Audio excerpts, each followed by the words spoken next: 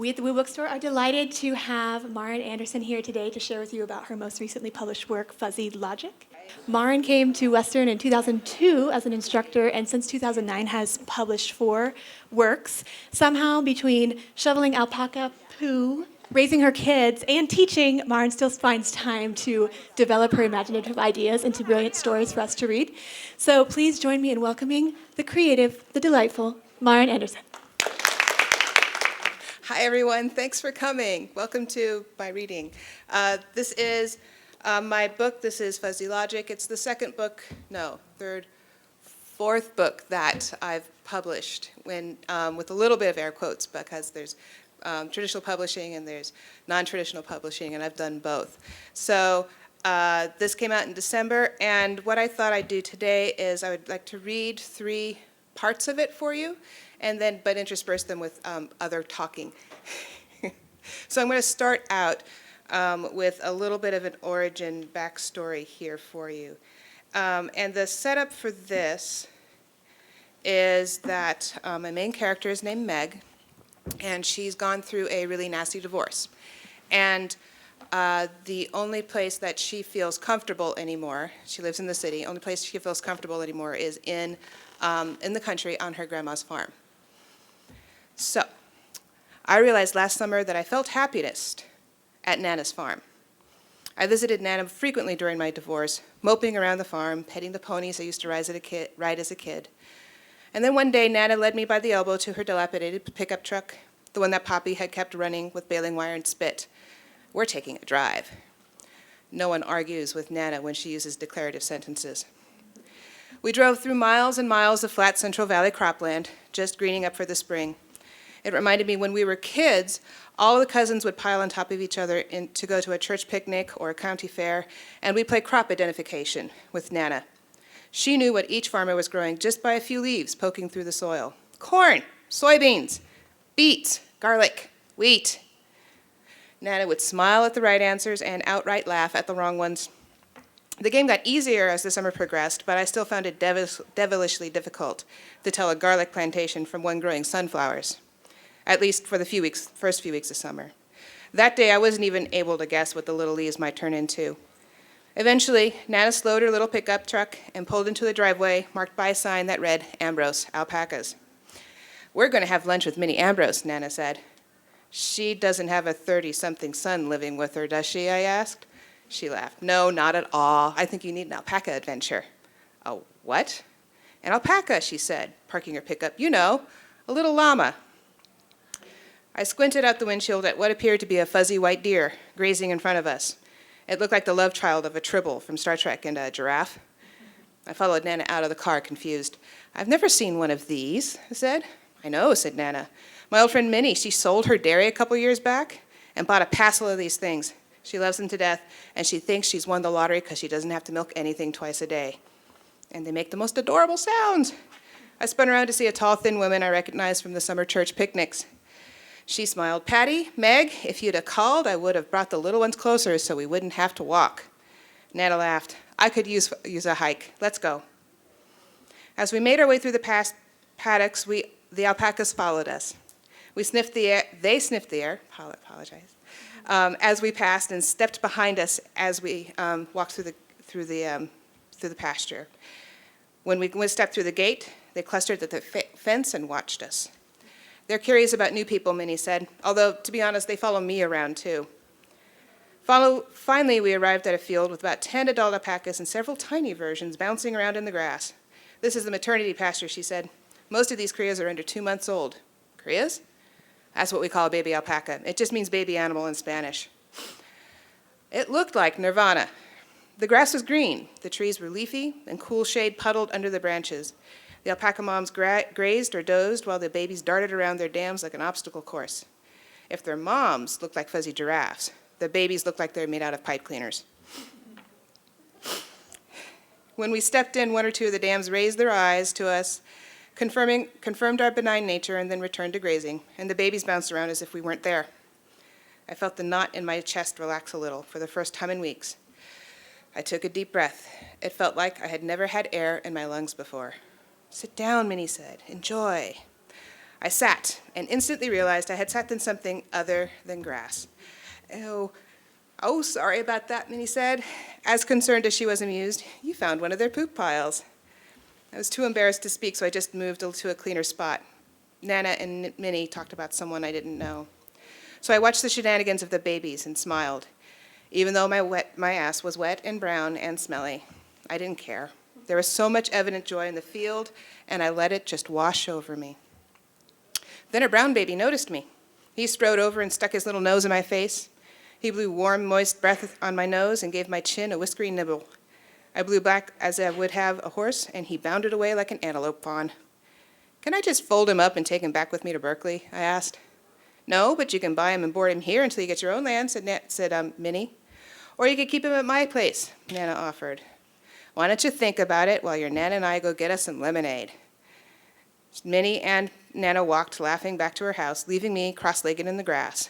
I was surrounded by fuzzy, munching, humming, and possibly appealing creatures, and I didn't want to leave, ever. I decided I wanted to. I'm paying for the vet bills and stuff, I said, when Nana handed me a cold glass. Of course you are, she said.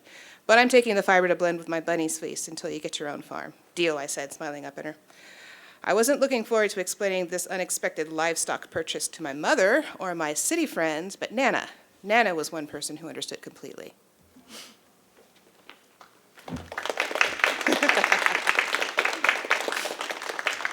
All right, so that's a little bit of backstory. And so I'm going to give you a little bit of backstory about this book, because that's the first question anyone's going to ask when we get to the question and answer session is, how did you think of this book? And to do that backstory, I have to give you a little bit of my own backstory. I have an alpaca farm. I showed you a few slides of my critters up there a minute ago. And about a decade ago, my husband and I bought some land west of here, and we decided we needed livestock, because what else are you going to do with the land? We're not going to grow things, so we should have some animals. And of course, I wanted a horse because I'm a girl, and I want a horse gene. But my husband wanted something different, and he thought llamas were cute. And then we ended up at an alpaca farm, and then we fell in love, and that was the end of that. Alpacas are smaller than llamas, and alpacas are basically Peruvian sheep. They're bred for their fleece. And they do look like a giraffe and a tribble had a baby. And they have very cat-like personalities, which fits us because we have very cat-like personalities. So then when I was looking for an idea for another book, I realized that I'm the type of person who will read anything that has a horse on the cover. And so I've read lots of different things, but I realized that I'd never seen a book with an alpaca on a cover that was a fiction book. And so a little light went on, and it's like, woo, niche. So that was sort of the thunderbolt of idea of where that book idea came from. Yeah? Okay, so I'm going to read you a little bit more. This one is earlier in the book, but not backstory. This is Meg's first day on her new farm. So she divorces her husband, she flees the city, she buys an alpaca farm, almost sight unseen, and this is her showing up on the first day, and she's about halfway through the tour. Oh, and Lou and Molly are the two farm hands that sort of came with the place. They live on the property, and they sort of take care of a majority of stuff because she realized that she knows nothing about alpacas, and she didn't want to do it all by herself. So, come on, Lou said. Let's go see His Majesty. The stud barn sat in a far pasture, trim and dainty compared to the larger barn by the house. A number of alpacas grazed in the pasture, 5 or 6 brown and gray and white animals. As soon as we stepped through the fence, a huge black shadow shot from the barn and bounded toward us. Hey, Basso, Lou called as the alpaca slowed to a stop in front of him, and he started looking for carrots in Lou's pockets. Mr. Ambassador must have his treats. He's huge. I'm not tall, but Mr. Ambassador could look me in the eye. Most alpacas only came up to my chin. Feel his fleece, Lou said. He wrapped an arm around the beast's neck and fed him a carrot. I plunged my hand into 6 inches of the softest, silkiest fleece I'd ever felt. I pulled the fleece open like a book and saw little ladders of wave marching down to his skin. Gorgeous crimp, huh, said Lou. I can't believe the color. Mr. Ambassador was an inky, light-swallowing black all the way down to his skin. I thought of how awesome it would feel to knit it into a luscious scarf or sweater. Yeah, he's a special guy, Lou said. I call him Basso. Seems to fit him. He was born here, you know. Was he shown? He won everything there was to win, Lou said. He pointed to the other packas in the field. These are all his dates, the girls waiting to be bred to him. Oh, I can see why. I slid my hand down his back, down into the dense fleece, and let my fingers trail off his tail. That's when he kicked me so hard in the shin that I fell on my ass. Meg! Lou was at my side, and Basso was running back to his harem. It's just a bruise, I said. I'm okay. He pulled me to my feet. Damn, I forgot to warn you about his tail. I'm sorry. It's okay, I said again. He kicks high. Alpacas are like cows. They can kick in any direction, he said. I've been kicked by cows, horses, sheep, all sorts of hard-footed animals. I'll take the soft feet of an alpaca any day. Yeah, you're right, I said. I was kicked by a horse when I was 17. Missed my prom because I was in traction. Ow. Lou looked at Basso and then shook his head. That one is just all hormones and no brains. He squinted at the barn. You okay? I think I see a gate opened. Yeah, I'm fine. When he is out of earshot, I sat down and took some deep breaths. I couldn't hold it together anymore. The horse that broke my leg had been trying to kill me. No one had told me the newly rescued horse had been beaten with a rake by his abusive owner. When I stepped into his stall to clean it, as I had done hundreds of times before with other horses, he kicked me so hard I was flung against the wall and knocked unconscious. My friends were able to get me out of there, but they thought I was dead. I woke up in the hospital. Basso, of course, had kicked me in the same leg, and it ached to the bone. What the hell are you doing here, I asked myself. What made you think you could do this alone? I choked down my doubt and smiled bravely when Lou came back. How you doing, he asked. I'm fine, I said. Like you said, Basso isn't a horse. Then let's go see the girls. Lou took me up to the ladies' barn, where the dams were housed. It was a huge building by Berkeley standards, but compared to even Nana and Poppy's barn, it was petite. There was only one story for starters, and it could have been configured into 8 stalls, but it was only set up to divide the girls into 4. It smelled exactly the way a barn should: hay, manure, and animals.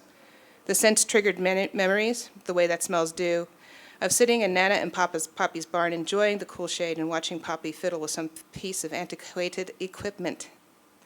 It was his purpose in life to resurrect broken machines of all kinds, and seeing him coax life back into a radio or a combine harvester while I chewed on a sun-hot apple or a piece of hay was as calming as a day at the spa. I know, I've tried both. The barn had storage across the aisle from the stalls, and that was where we found Molly attaching a wagon to the tractor. Molly's going out to scoop poop, Lou said. Alpacas all use communal dung piles, and we just go clean up after them a couple of times a week. Communal dung piles? They all poop in the same spot, Molly said, slamming a pin into the bolt on the tractor. Geesh, how much do you know about alpacas anyway? I felt myself blush and was instantly angry with myself for it. I didn't have to explain to this bitter woman that I'd noticed my own alpacas pooping in the same spot and wondered about it. Despite being angry, I said, I don't know as much as you, Molly, but I'm here to learn. Oh, said Molly, raising an eyebrow. I'd always wanted to raise an eyebrow like that. You want to come poop scooping? We can ride right there. She pointed to a tiny ledge between the wheels and the tractor. I can't today, Molly, I stammered. I need to buy sheets before the doors close. Suit yourself. Molly started the tractor. Its roaring and clatter effectively ended the conversation. Lou clenched the pipe in his teeth, put a hand on my shoulder. Molly will come around, he said, when she drove away. I hope so. And then Lou smiled and turned to the door of the barn. Here's some sunshine. What do you mean? He cupped a hand to his ear. Listen. I did the same and frowned when I couldn't hear anything. Lou shushed me before I could complain, so I listened some more. Then I heard the crunch of tires on gravel. Lou nodded. You'll get real good at hearing tires. There's no traffic, so any car coming is coming to see us. We stepped out of the barn to see a blue pickup racing up the driveway, kicking up a rooster tail of gravel and mud. Who's that? That's the vet, Lou said. Why is he in such a hurry? Hurry? That's slow for him. The pickup slowed a bit for the turn into the barn, but I still stepped back as it skidded to a stop in front of us. Lou went up to the truck and leaned on the hood as the vet collected his things and threw the door open. Hi, Lou, he said. How's things? The two men shook hands like old friends, but they were quite the contrast in manhood. Lou was white-haired and willowy. The vet was jet-haired and broad-shouldered. They both looked like they belonged on a ranch, and I felt like I was out of place, like a new pair of shoes fresh out of the box that shouldn't be dirty yet. I absently put my hand on my damp bottom. Again. Who's this? Cody, meet Meg Taylor, new owner of Alpine Alpacas. Hi, I said. This is Dr. Cody Arden, Lou said. Nice to meet you, Dr. Arden said, shaking my hand. He had a soft hand and a gentle grip. Lou's hand was hard and horny with calluses. I smiled. I'm just here to follow up a couple of things, he said.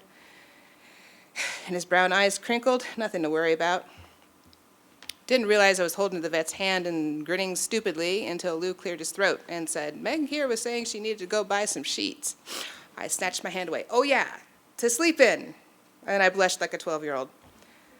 Dr. Cody Arden put his hands in his pockets. Is that so? Well, you better get a move on. Things close early around here. Lou and I can take care of things. Oh, okay, I said. Nice meeting you. And I walked off toward my car, wondering what had just happened to me. Blushing? I never blush, yet my face still felt hot. Then it occurred to me that as the owner of the animals the vet was here to see, I should at least inquire which ones he was going to check. Instead of walking back and asking, though, I stopped and watched Lou and Dr. Arden laugh about something. They knocked each other back and forth as they moseyed into the barn. And the hardwired aversion to shame deep inside me said, there's a chance they're laughing at you because your ass is wet. Stop gawking and get in your car. Go shopping. So I did.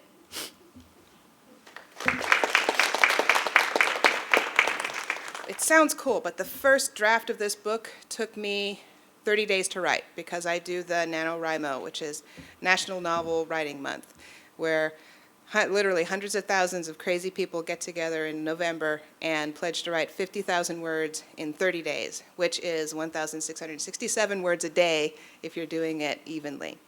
And it is this madcap, crazy, wonderful thing. It's really freeing because if I'm writing 1,600 words a day, I am not thinking about the details. I am trying to get the story down, and it's really awesome that way. So that was the first 50,000 words of this book, and that was great. And then it took me maybe another 2-3 months to get the other 10, 15,000 words down, and that was awesome.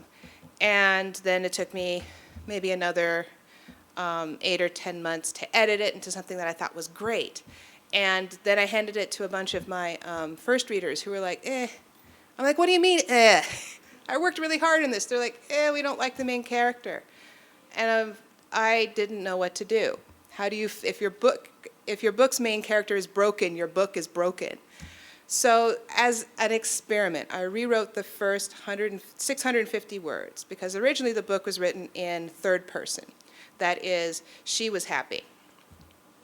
I rewrote it in first person, as in, I was happy. And I sent the original third person and the first person versions to about 5 or 6 writer friends of mine and said, with no context, which one do you like better? And long story short, I had to rewrite the whole freaking book into first person. And that took another 8 or 10 months. And I did the math because I'm masochistic, and it, from start to finish, with lots of little breaks in between, this thing took me 30 months to write. And then it took me another year to sell. So I may have written the first draft in 30 days, but the books are long processes. But it was such a better book for having rewritten it into first person and just rewritten it one more time. And by the way, when I say I rewrote it, that does not mean I did a find and replace for she and put I in there. Because when you're in third person, you can pop into different people's points of view. When you're in first person, you cannot do that. And so I had to rewrite everything so that you, the audience, the reader, only knew what was going on from Meg's point of view. I'm going to read one more thing, and then we'll do some questions and answers and stuff like that, okay?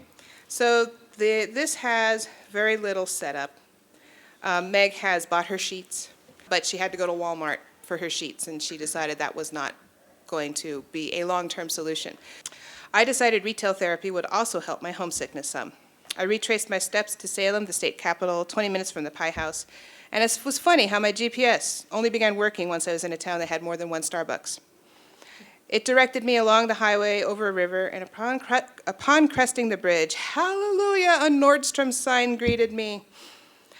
I guess the state senators' wives need a place to buy shoes, I told the GPS lady.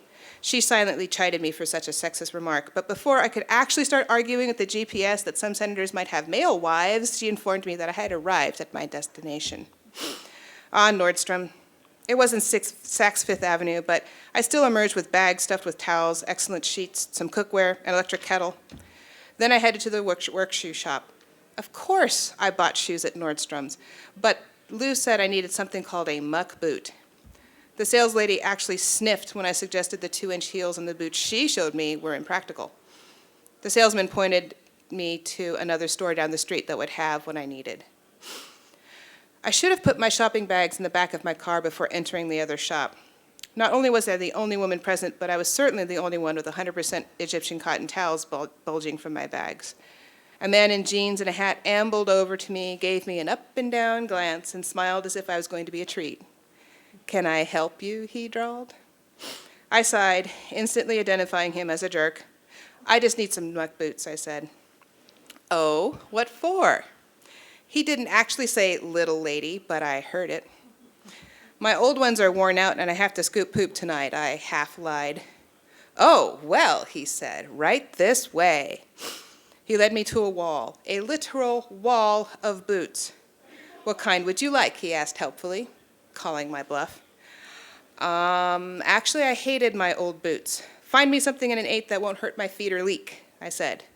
I just adapted my normal shoe shopping technique. I substituted "doesn't leak" for "looks cute." He motioned for me to sit and then brought 3 boxes. I opened the first to see a black utilitarian boots made of rubber and neoprene. I pulled out the ugly boot and tried to look at it appraisingly. It looked exactly like the ones Molly wore. I sighed inwardly, reminding myself that they'd soon be covered in manure, and took the cardboard stuffing out of the toe. "Here, let me help you," the cowboy said, gently taking the boot from me. I leaned over to unlace my sneaker, but before I could pull off the shoe, he plucked it off my foot. Then he cradled my heel just a moment too long before he slid the boot over my sock. "How's that feel?" he said. I don't think he was talking about the boot. Before I could answer, though, he pulled it off and slid on another trimmer boot, with his long fingers wrapping around my instep in between fittings. "This one's a little more dainty," he said, raising his eyes to mine, "for a daintier person." I never thought I'd find a foot fetishist in a utilitarian shoe store. I imagined the types of feet he must usually see and shuddered inwardly. I didn't get a chance to register an opinion about the dainty boot either, because he slid it off and replaced it with a very, very cute red paisley rubber boot.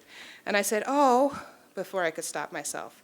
"I saved the best for last," he said, lowering my foot to the floor by sliding his hand all the way up my calf to the back of my knee. "Okay," I said, "I'll take it." "Don't you want to try the other one on?" he asked in a slippery voice. "Nope, I can tell this is the one. Plus, I'm double parked." I had to sit again to take the boot off and replace it with my shoe, making a big show of what a huge hurry I was in. I rushed to the checkout counter, clutching the boot box, and thrust my credit card at the girl who stood behind the cash register, popping her gum. She smiled in a way that seemed either cruelly delighted by my encounter or jadedly sympathetic. She handed back my card. "Dave took care of you, did he?" "Hate to say this, but you left all your shopping bags back there," she said, after I signed the receipt. This time, her smile was definitely cruel. "Bitch." Thank you very much. How do you write things that are funny, especially the subtler kinds of humor? I don't know. To be honest, I try to write things that amuse me. And if I'm not chuckling while I'm writing these things, then it's not funny to me. And I have actually been trying to read up on how to write things that are funny. Nobody knows. We all have our techniques, and there's ways to set jokes up, but mostly I write to amuse myself. And if other people find it amusing, then that's awesome. Otherwise, I think back on things that have happened to me, or things that I've read, or things that I've watched that made me laugh, and then I steal them outright and stick them in the book. So, like the foot fetish actually came from Sex and the City. I just took it out of that cute shoe shop and put them into a utilitarian shoe store, which made it even funnier. But yeah, I'm a writer, and so I just steal wherever I can. Stephen King, she thinks thinks that every writer has a reader, an imaginary reader that they're writing for. Wife or husband or something like that? No, I write for myself to amuse myself. And that served me relatively well. I love my husband. He is about halfway through this book. It's not his genre. It's not anything he's interested in. It doesn't cross that way. So no, I mostly write for myself, and if other people get a giggle, then it's awesome. I edit for other people. Does that make sense? I read things aloud and think. I put the editor's hat on, and the editor's a different person than the creative person. And the editor in my head is terrifying. Wants everything to be correct. I mean, I wrote the comma book with Kate Ristow, and now I have something that I have to uphold. They're out there. And so I've got an editor that I edit for, but the writer's just me. I just write for me, and if you guys like it, then that's awesome. How I separate the creative from the editor, because she has trouble, and absolutely, if I let the editor in, she wrecks the creative person. I tell students that it's like I imagine them as two girls at a party, and my muse is this flowy, gauzy, hippie chick, and she's got flowers in her hair, and she's wonderful. But if she sees the editor come in with her pencil skirt and her librarian bun and her severe pencil stuck in her hair, she leaves out the back door. They cannot be in the same room together. That's one reason why this writing fast thing is awesome, because you cannot edit and write fast at the same time. You only can write in this straight line. And so the techniques I've developed to allow me to do that include writing as if. So, like for instance, I just wrote the end on a manuscript, which is a total disaster. It's such a mess. About 2/3 of the way of the book, the sidekick decided that it didn't want to be a boy, it wanted to be a girl. And so from then on, fortunately the name was Bailey, so I didn't have to change the name, but I had to write in big brackets, Bailey is a girl now. And from then on, Bailey was a girl. And when I go back to edit, I'll have to work on the first half of the book to make Bailey a girl, because she's a man in that part of the book. But instead of going back and fixing it, I just went forward. So that's one of the techniques I have. Thank you very much for coming.